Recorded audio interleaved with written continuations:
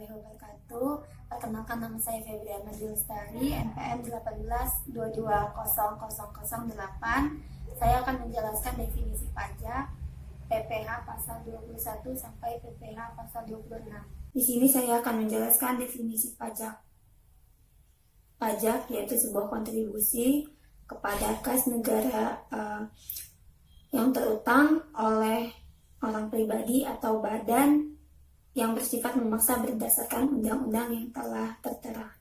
Selanjutnya, saya akan menjelaskan PPh pasal 21. PPh pasal 21 yaitu pajak atas penghasilan berupa gaji, upah, honorarium, tunjangan, dan pembayaran lain dengan nama dan dalam bentuk apapun yang berhubungan dengan pekerjaan atau jabatan. Contohnya seperti ini, ketika saya sudah bekerja, lalu tunjangan saya atau gaji upah saya dipotong oleh perusahaan untuk melaksanakan PPh pasal 21. Selanjutnya, saya akan menjelaskan PPh pasal 22.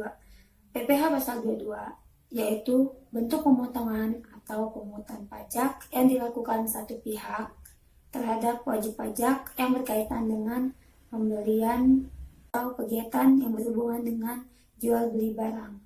Contohnya, PPh pasal 22 dapat dilakukan pada saat penjualan maupun pembelian. Selanjutnya ada PPh pasal 23.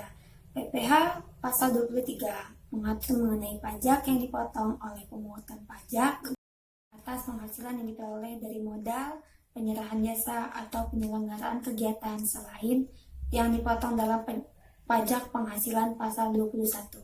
PPh pasal 24 adalah peraturan yang mengatur hak wajib pajak untuk memanfaatkan kredit pajak di luar negeri untuk mengurangi nilai pajak terutang yang ada. PPh pasal 25 yaitu sebuah pajak yang dibayar secara angsuran untuk meringankan beban wajib pajak karena mengingat terutang yang harus dilunasi jangka waktu tertentu. PPh pasal 25 meringankan untuk kita warga Indonesia untuk membayarkan pajak dengan cara diangsur karena ada pajak yang wajib terhutang harus dilunasi dalam jangka waktu tertentu, dan pajak pasal 25 ini tidak boleh diwakilkan. Contohnya, ketika saya punya hutang wajib pajak, maka harus saya yang membayar, tidak boleh orang lain.